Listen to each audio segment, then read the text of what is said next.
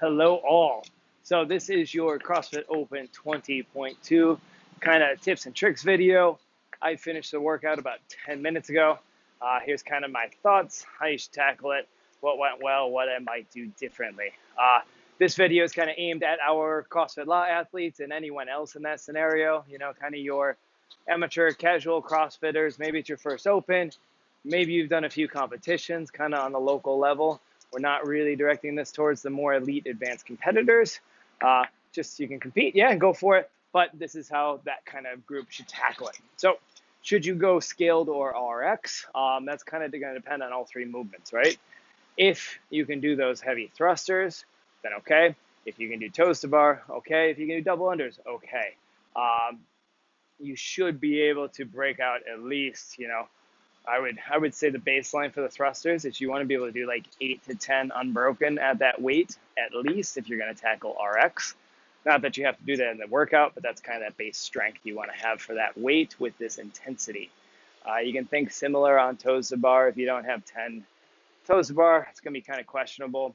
You can break those up obviously into smaller sets, but you want to be pretty consistent. There's a lot of toes to bar in this workout. Double unders, for some it's going to be a great day to learn double unders. Some people end up unlocking them if you're starting to learn them and you spend a lot of time practicing. A workout like this might just flip that switch for you where you don't have time to think about the double under. You're too tired to do more than just do it, and then you start to figure out and do it. So if you don't have really good double unders, I wouldn't necessarily say don't do it. Make that decision for yourself. When you tackle this workout, one of the big things to think about first, two major things, pacing and getting good reps. So because this one compared to 20.1 has some harder movements, right?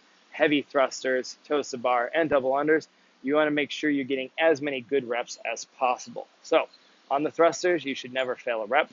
On the toes to bar, you should never fail a rep. Double unders is going to kind of depend. That's okay. All right, so what does that mean for thrusters? If you can do 4 unbroken, that is definitely what I would do. Picking that dumbbell up is almost like a 5th rep, so you're adding like almost as much work every time you put it down and pick it up.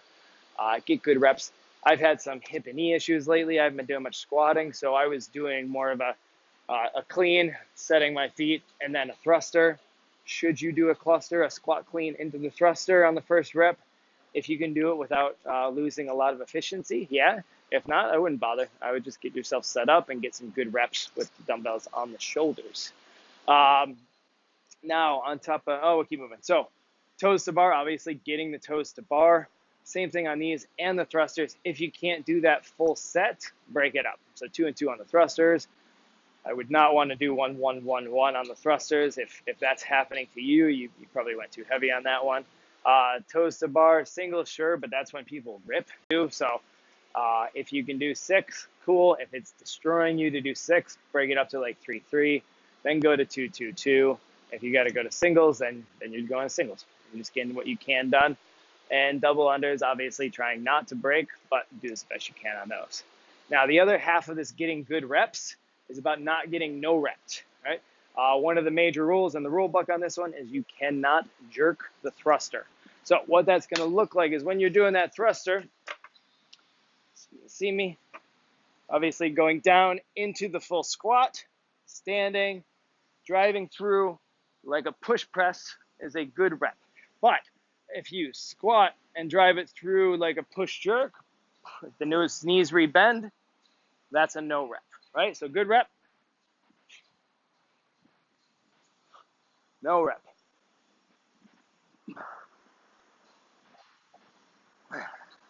Right? So keep that in mind. We'll be critical on the judging on that here. So we're going to make sure that people are getting good reps. It's a hard weight to do. If you can't do thrusters with the push press, that means you can't do that weight, and you should scale the workout. Right? Toes to bar, just trying to make sure you're getting good reps. That's going to mean breaking it up into shorter sets earlier rather than later. So don't go to failure on those. You really should never get a failed toe to bar.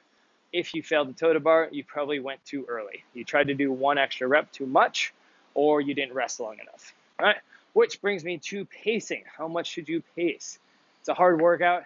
I said it, I kind of gave some predictions for myself beforehand on our Facebook page. I thought I'd get 15, 16 rounds. I got 16 plus a couple. Max did it, one of our other coaches, and he got 18 plus, or yeah, 18 plus rounds. So he beat me by more than 2 rounds. I tried to pace it faster to beat him in the beginning, loosely thinking maybe I could do that. I couldn't. It was too much, so I had to pace it, slow down. That's okay. Try to know thyself in this one. You're going to have to take as much rest as you need. It's a very long workout, so if you burn out too quick, you're going to pay for it, and you're not going to get as much done. So you're trying to have a nice, even pace the whole time. If that means a couple more breaths in between, good. Often it might mean counting down your head. So get off the toes to bar, count 10 down to 1, something like that, pick up your rope. Right? If you're being consistent with your rest, you can be consistent with your rounds, and then you can kind of mathematically make it longer if you need to. It gives you something to think about other than how much fun you're having in the workout. Any questions? As always, give us a shout, and good luck.